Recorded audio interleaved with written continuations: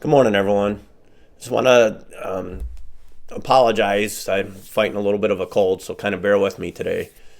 Today, we're going to continue on from last week, and we'll talk about one very shocking and irresponsible hiring of an employee that put our current employees, citizens, and county at a very high risk. Now, keep in mind, this is only one example of many that have been reported to the sheriff, yet no one has been held accountable, and the poor hiring practices continue to this day. In March of 2023, there was a rumor from several employees from different divisions that there was a corrections officer that was hired and did some jail time for a crime he was convicted of. Since this rumor seemed to be very extreme to me, I investigated the rumor. My thought was that there is no way someone with a criminal background to that extent would be hired by our department. I wanted to stop this rumor so it did not compromise the morale of the agency. At the end of March, I checked the corrections officer's name to see if in fact had a criminal history. When I saw the results, I was absolutely shocked and could not believe what I was seeing. This individual had several arrests on his records, which included 3 total convictions. Some of the charges were for weapons offenses and larceny.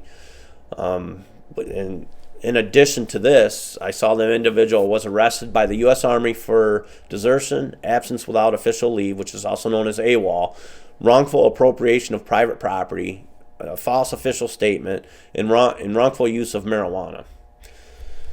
I also saw the individual's arrest from the police agencies outside of our county resulted in some convictions and sentences of restitution, public service, and probation.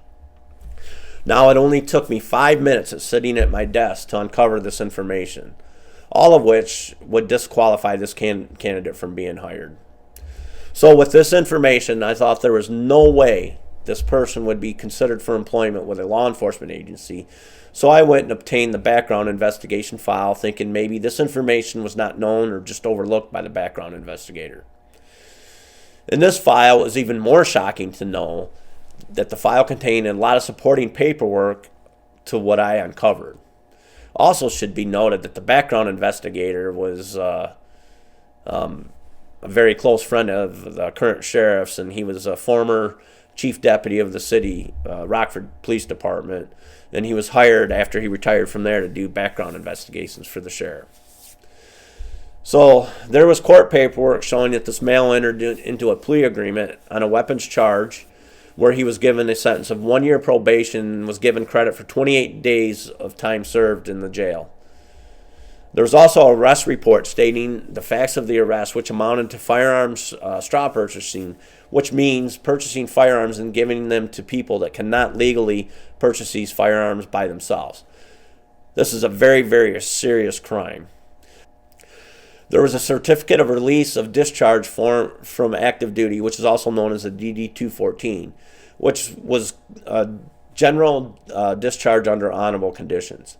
This usually means that there was something that prevented the service member from performing their job accurately or from meeting expected standards of conduct. So, looking into this a little further, there was a letter from a department of the Army by his commanding officer that recommended an other than honorable discharge for his service. The commanding officer stated in this letter that he has been given ample opportunity to comply with Army standards and is unable to meet them. This separation is in the best interest of the U.S. Army and the individual. Unbelievable. There was also a very poor credit report in this background file. With all of these issues known to the background investigator, he still recommended this person to be hired. When I uncovered all of these facts to this person being hired, I was shocked and disappointed that this even happened.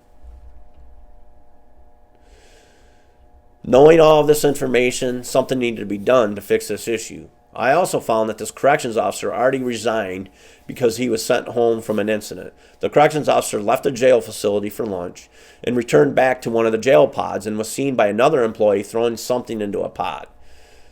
He was sent to the office to talk to supervision. He was said to have had a burnt cannabis smell coming from his person. He was sent home. Before the weekend was over, this employee had resigned. So this next week, I requested a meeting with the sheriff to discuss the ongoing issues with the hiring practices. Next week, we're going to talk about what happened during these meetings. And I have to say, when I am elected as your next sheriff, I will reinstate stricter hiring standards to ensure the best possible candidates are being hired in every department of the sheriff's office. Winnebago County citizens deserves a law enforcement leader who is proactive, transparent, and focused on building safer, stronger communities for all of us. Now, this is very irresponsible by the sheriff, by the chief deputy, and by the background investigator.